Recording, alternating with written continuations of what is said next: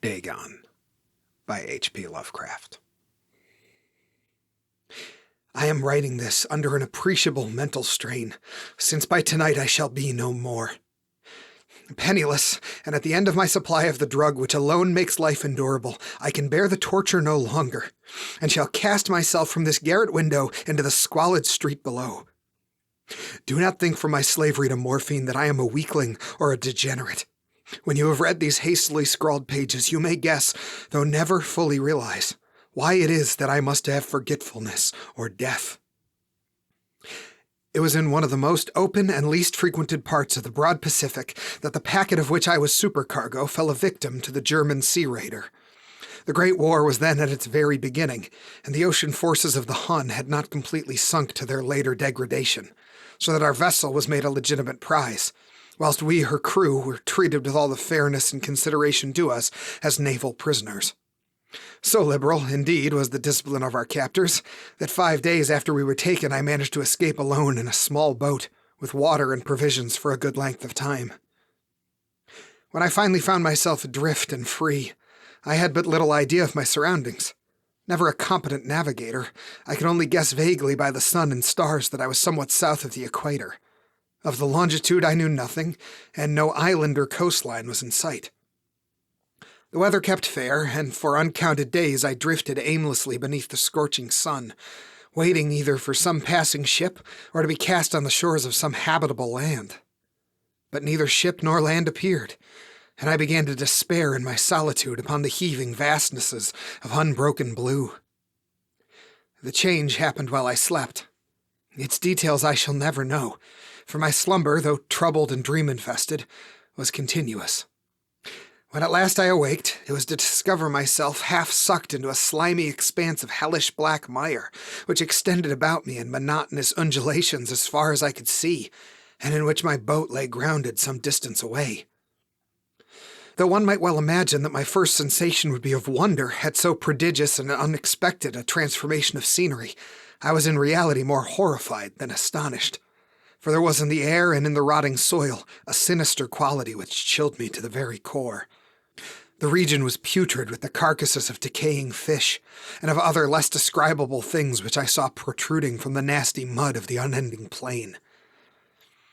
Perhaps I should not hope to convey in mere words the unutterable hideousness that can dwell in absolute silence and barren immensity. There was nothing within hearing, and nothing in sight save a vast reach of black slime. Yet the very completeness of the stillness and the homogeneity of the landscape oppressed me with a nauseating fear. The sun was blazing down from a sky which seemed to me almost black in its cloudless cruelty, as though reflecting the inky marsh beneath my feet. As I crawled into the stranded boat, I realized that only one theory could explain my position. Through some unprecedented volcanic upheaval, a portion of the ocean floor must have been thrown to the surface, exposing regions which for innumerable millions of years had lain hidden under unfathomable watery depths. So great was the extent of the new land which had risen beneath me, that I could not detect the faintest noise of the surging ocean, strain my ears as I might. Nor were there any seafowl to prey upon the dead things. For several hours I sat thinking or brooding in the boat, which lay upon its side and afforded a slight shade as the sun moved across the heavens. As the day progressed, the ground lost some of its stickiness, and seemed likely to dry sufficiently for traveling purposes in a short time. That night I slept but little, and the next day I made for myself a pack containing food and water, preparatory to an overland journey in search of the vanished sea and possible rescue. On the third morning I found the soil dry enough to walk upon with ease. The odor of the fish was maddening, but I was too much concerned with graver things to mind so slight an evil, and set out boldly for an unknown goal.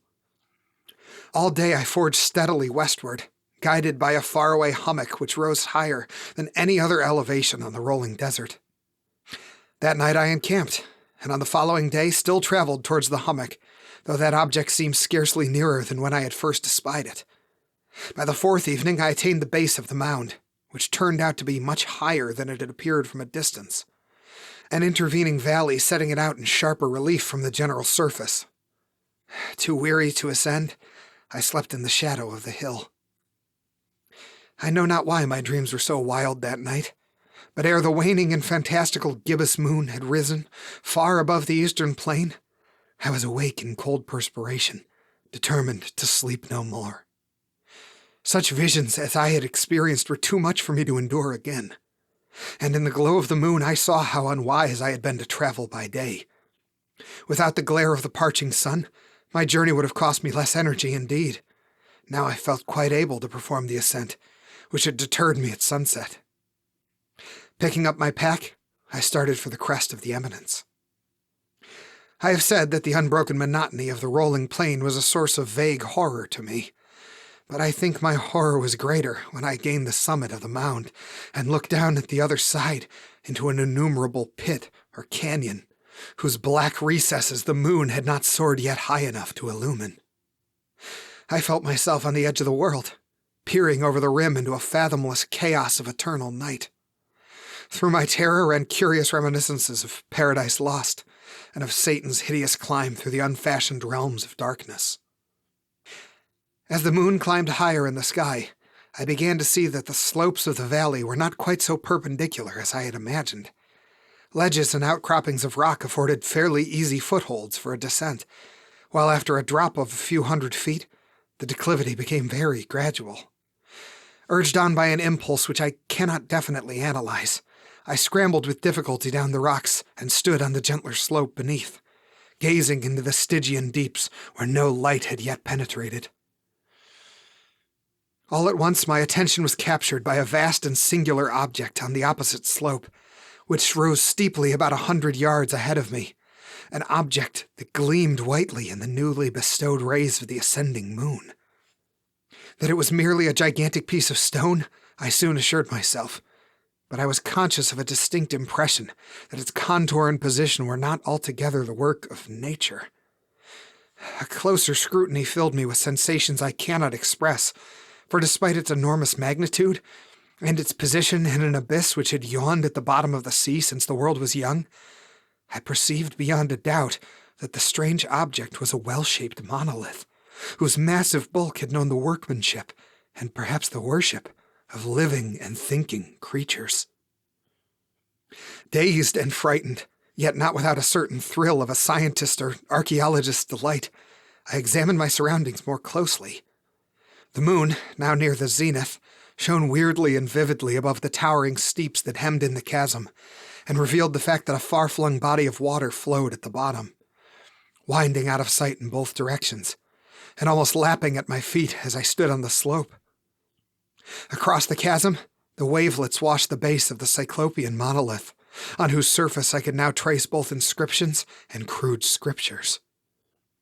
The writing was in a system of hieroglyphics unknown to me, and unlike anything I had ever seen in books, consisting for the most part of conventionalized aquatic symbols such as fishes, eels, octopi, crustaceans, mollusks, whales, and the like. Several characters obviously represented marine things which are unknown to the modern world, but whose decomposing forms I had observed on the ocean-risen plain.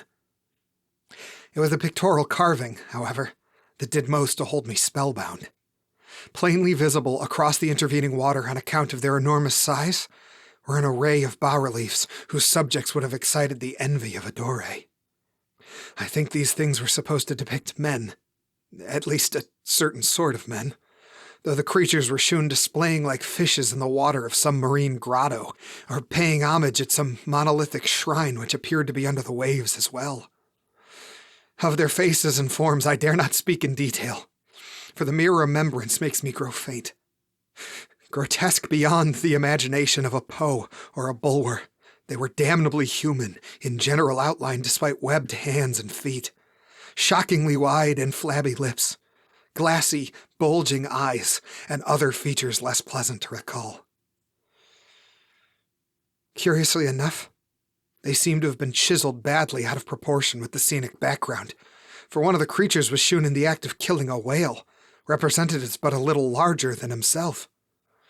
I remarked, as I say, their grotesqueness and strange size, but in a moment decided that they were merely the imaginary gods of some primitive fishing or seafaring tribe, some tribe whose last descendant had perished eras before the first ancestor of the Piltdown or Neanderthal man was born. Awestruck at this unexpected glimpse into a past beyond the conception of the most daring anthropologist, I stood musing whilst the moon cast queer reflections on the silent channel before me. Then, suddenly I saw it.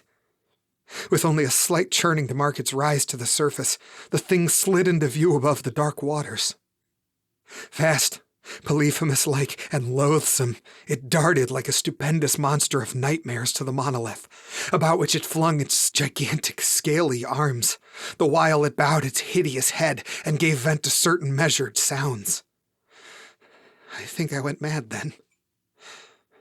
Of my frantic ascent to the slope and cliff, and of my delirious journey back to the stranded boat, I remember little.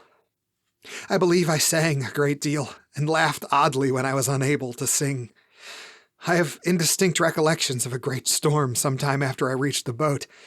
At any rate, I know that I heard peals of thunder and other tones, which nature only utters in her wildest moods. When I came out of the shadows, I was in a San Francisco hospital, brought thither by the captain of the American ship which had picked up my boat in mid-ocean. In my delirium I had said much, but found that my words had been given scant attention. Of any land upheaval in the Pacific, my rescuers knew nothing, nor did I deem it necessary to insist upon a thing which I knew they could not believe. Once I sought out a celebrated ethnologist and amused him with peculiar questions regarding the ancient Philistine legend of Dagon, the fish god. But soon, perceiving that he was hopelessly conventional, I did not press my inquiries. It is at night, especially when the moon is gibbous and waning, that I see the thing. I tried morphine, but the drug has only given transient surcease, and has drawn me into its clutches as a hopeless slave. So now I am to end it all, having written a full account of the information or the contemptuous amusement of my fellow men. Often I ask myself if it could not have been pure phantasm, a mere freak of fever as I lay sun-stricken and raving in the open boat after my escape from the German man-of-war. This I ask myself, but ever does there come to me a hideously vivid vision in reply. I cannot think of the deep sea without shuddering at the nameless things that may at this very moment be crawling and floundering on its slimy bed, worshipping their ancient stone idols and carving their own detestable likenesses on submarine obelisks of water-soaked granite. I dream of a day in which they may rise above the billows, to drag down in their reeking talons the remnants of puny, war-exhausted mankind. Of a day when the land shall sink, and the dark ocean floor shall ascend amidst universal pandemonium. The end is near. I hear a noise at the door, as of some immense, slippery body lumbering against it. It shall not find me. God! That hand! The window! The window!